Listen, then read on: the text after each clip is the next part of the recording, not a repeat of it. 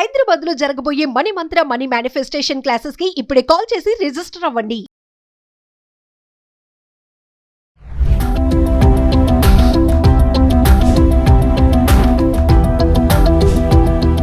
నమస్తే, welcome back to Suman TV. Present మనతో పాటు ఉన్నారు అనలిస్ట్ మందర్ కృష్ణారెడ్డి గారు. నమస్తే సార్. నమస్తే అమ్మా. సార్, మనం పోస్ట్ ఆఫీస్ స్కీమ్స్ గురించి మాట్లాడుకుంటున్నాం కదా. అయితే 15,000 కడితే 25 లక్షలు వస్తాయంట. అసలు అలాంటి స్కీమ్ ఏమైనా ఉందా? 15,000 ఏంటి అంటే ఆ టైం పీరియడ్ ఏమైనా ఉంటుందా? మరి 25 లక్షలు అనేది రావడం, ఒకసారి వివరాలకు వెళ్తే సార్. పోస్ట్ ఆఫీస్ లో అనేక రకాల స్కీమ్లు ఉన్నాయి.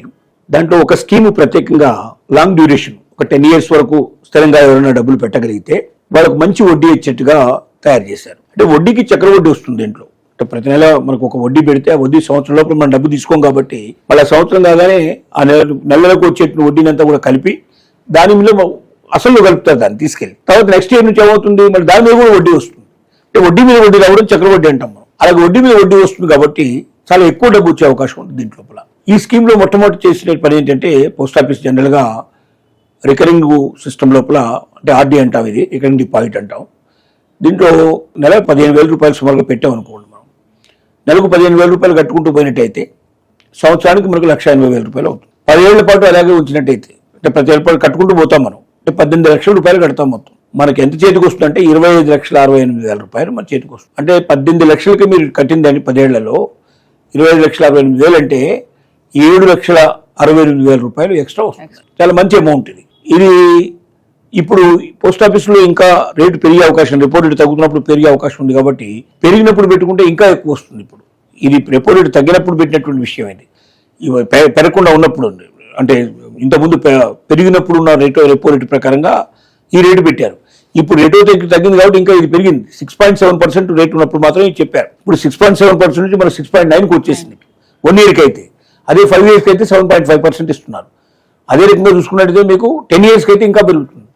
అంటే ఇప్పుడు చెప్పిన అమౌంట్ కన్నా ఇంకా చాలా అదనంగా డబ్బు వచ్చే అవకాశాలు ఉన్నాయి. పోస్ట్ ఆఫీస్ లోపల ఇట్లా జమ చేసుకుంటూ పోతే ఏమవుతుందంటే, నెలకు 15,000 రూపాయలు మామూలుగా వచ్చేటువంటి ఆదాయం ఉండేటి వాళ్ళు ఎవరైనా సరే 15,000 రూపాయలు పక్కన తీసి పెట్టేస్తే చూస్తుండగానే అది 25,68,000 రూపాయలు మనకు ఒక 10 ఏళ్లలో వచ్చేస్తాయి. పిల్లల చదువు కోసం కానీ, పెళ్లిళ్ళ కోసం కానీ, భవిష్యత్తులో ఏదైనా ఇల్లు కొనాలనుకుని, మనకి ఇంకేదైనా ఒక ఆలోచనలు ఉన్న వాళ్ళు ముందుగానే ప్లాన్ చేసుకుని నెలకు ఒక 15,000 రూపాయలు మనకి కావాలనుకుని పక్కన పెట్టుకుంటూ పోతున్నట్టయితే 100% వాళ్ళకి ఇంత అమౌంట్ వచ్చే అవకాశం ఉంది. పోస్ట్ ఆఫీసులో 100% పూర్తిగా 100% మన డబ్బు గ్యారంటీగా ఉంటుంది కాబట్టి, ఇంత నమ్మకమైనటువంటి కాబట్టి, సెంట్రల్ గవర్నమెంట్ నడిపిస్తుంది కాబట్టి దీన్ని. సెంట్రల్ గవర్నమెంట్ ఈ డబ్బులతోటి మనకు రోడ్డు, రోడ్లైతే ఇంకా అనేక రకాల మంచి వంతెనలు కట్టడం, బ్రిడ్జ్లు కట్టడం, మనకి రకరకాల సదుపాయాలు కల్పిస్తుంది.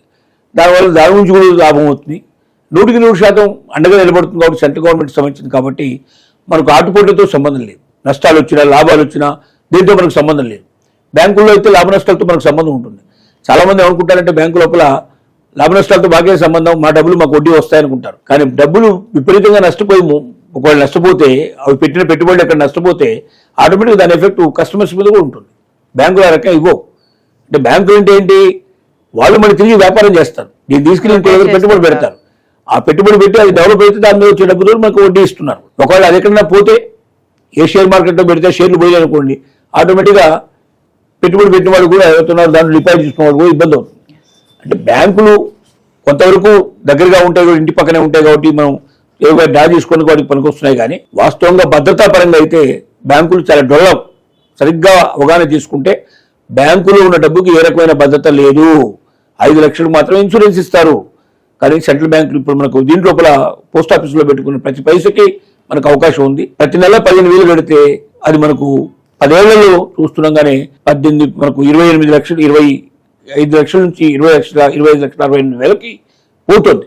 అంటే గ్రాఫ్ ఎట్లా పెరుగుతుందో మనకు అర్థమవుతుంది. కాబట్టి ప్రతి ఒక్కరూ ఒకసారి ఆలోచించండి. మీ పిల్లల ఎదుగుదల కోసం కానీ, లేకపోతే వాళ్ళ పెళ్లిళ్ళ కోసం కానీ, భవిష్యత్తు లోపల మీరు ఏదైనా మంచి ఇల్లు, ప్రాపర్టీ కొనుక్కోవాలి కానీ, ఇలాంటివన్నీ ఆలోచనలు ఉన్నప్పుడు, అంటే దీంట్లో 15,000 కట్టాలని కాదు, ఇంకా ఎక్కువగా కట్టుకుంటూ వెళ్ళాలి. దీనికి లిమిటెడ్ లేదు. దీంట్లోపల చాలా ఎక్కువ మొత్తాల్లో కూడా జమ చేసుకోవచ్చు. ఇద్దరు కలుపుకుంటే ఇంకా ఎక్కువ మొత్తం, 2-3 కూడా కలిపి కూడా జాయింట్ అకౌంట్ కింద ఓపెన్ చేసుకోవచ్చు. దానివల్ల ఇంకా ఎక్కువ మొత్తాన్ని కూడా జమ చేసుకునే అవకాశం, లక్షల్లో కూడా జమ చేసుకోవచ్చు మనం. అప్పుడు మనకు వచ్చేది చాలా పెద్ద మొత్తంలో వస్తుంది. కాబట్టి దీన్ని దృష్టిలో పెట్టుకొని మన శక్తి ఎంత, మన కెపాసిటీ ఎంత, మనకు ఒక 3 కలుపుకుంటే మనం ఎక్కువ దాచుకోగలిగే అవకాశం ఉందనుకుంటే 2-3 కలిసి, అంటే వాళ్ళ కుటుంబ సభ్యులే, బయట వాళ్ళు కాకుండా భార్య, భర్త, కూతురు, కొడుకు, ఇట్లాగా కలుపుకొని పెట్టుకున్నట్టయితే ఆటోమేటిక్గా చాలా ఎక్కువ మొత్తంలో వడ్డీ వస్తుంది, 100% భద్రంగా ఉంటుంది. ప్రైవేట్లో ఎక్కడైనా పెట్టి డబ్బులు మోసపోయేదానికన్నా నష్టపోయేదానికన్నా ఇది ఒక ఉత్తమమైన పథకం కింద మనం చెప్పొచ్చు ఎప్పుడు పోస్ట్ ఆఫీసులని. అంటే పోస్ట్ ఆఫీస్ సార్ ఇప్పుడు మనం చూస్తూ ఉంటాం, అంటే ఈ రోజుల్లో కూడా ఇంకా అక్కడికి వెళ్ళే వాళ్ళు ఉన్నారా? మామూలుగా అక్కడికి వెళ్తే మనకి ఇన్ఫర్మేషన్ ఇవ్వడానికి ఎవరు ఉంటారు సార్ అక్కడ? పోస్ట్ ఆఫీసుల లోపల బ్యాంకుల్లాగా నడుస్తున్నాయి ఇప్పుడు. ఇంతకుముందు పోస్ట్ ఆఫీసులు కావు ఇప్పుడు.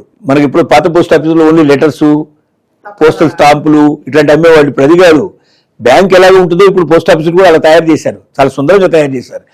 ఇంకా చెప్పాలంటే ఇప్పుడు జంజీ వాళ్ళకి ప్రత్యేకమైన పోస్ట్ ఆఫీసులు పెట్టారు. విశాఖపట్నంలో ఒక పోస్ట్ ఆఫీస్ స్టార్ట్ చేశారు. అక్కడ విశాఖపట్నం అది మన ఆంధ్ర యూనివర్సిటీ లోపల ఒకటి పెట్టారు. అది మనుషులు ఎవరు ఒక్కడే ఒక మనిషి ఉంటాడు అక్కడ, అంతే. అన్ని డైరెక్ట్ గా డిజిటల్ రూపంలో చేసుకోవచ్చు మనం అన్ని పనులు. దాంట్లో మనం కావాలనుకుంటే సేవింగ్స్ అకౌంట్ ఓపెన్ చేసుకోవచ్చు, కరెంట్ ఓపెన్ అకౌంట్ చేసుకోవచ్చు, ఎవరికైనా డబ్బులు పంపించాలనుకుంటే డబ్బులు పంపించేయచ్చు. అన్ని రకాల అవకాశాలు దాంట్లో కల్పించారు. అంటే బ్యాంక్ లాగానే నడుస్తున్నాయి ఇప్పుడు. పాత పోస్ట్ ఆఫీసులు దృష్టిలో పెట్టుకొని పోస్ట్ ఆఫీస్ కన్నా పోతారనే ఆలోచన మానుకోండి. కొత్త పోస్ట్ ఆఫీసులు బ్యాంకు లాగానే ఉంటాయి. ఇవి బ్యాంకుల్లో పెట్టిందనే డబ్బుకి భద్రత లేదు, కానీ పోస్ట్ ఆఫీసులో పెట్టిన డబ్బుకి 100% భద్రత ఉంది.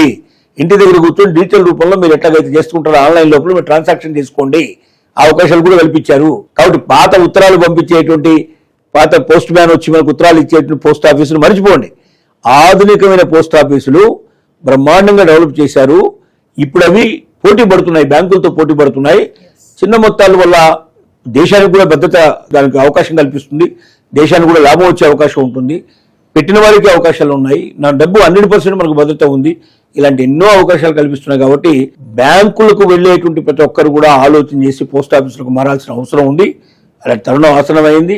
వచ్చినట్టయితే చాలా బెనిఫిట్ అవుతాం. మనకు దగ్గరలో పోస్ట్ ఆఫీస్ ఉంటుంది, పోస్ట్ ఆఫీస్ దగ్గర ఆన్లైన్లో కూడా చేసుకోవచ్చు. మనం అంటే డబ్బులు కూడా అకౌంట్ కూడా ఆన్లైన్లో ఓపెన్ చేసుకునే అవకాశం ఉంది మనకి. మామూలుగా అయితే అకౌంట్కి ఏం కావాలి, ఒక పాన్ కార్డు కావాలి, లేకపోతే అట్లాగే మనకు దీనికి సంబంధించినటువంటి ఆధార్ కార్డు ఉండాలి, రెండోది పాస్పోర్ట్ సైజ్ ఫోటో ఉండాలి. ఈ 3 ఉంటే అకౌంట్ ఓపెన్ చేసుకోవచ్చు. మరి అంటే మీ ఇంట్లో కూర్చొని కూడా అకౌంట్ ఓపెన్ చేసుకోవచ్చు ఆన్లైన్లో.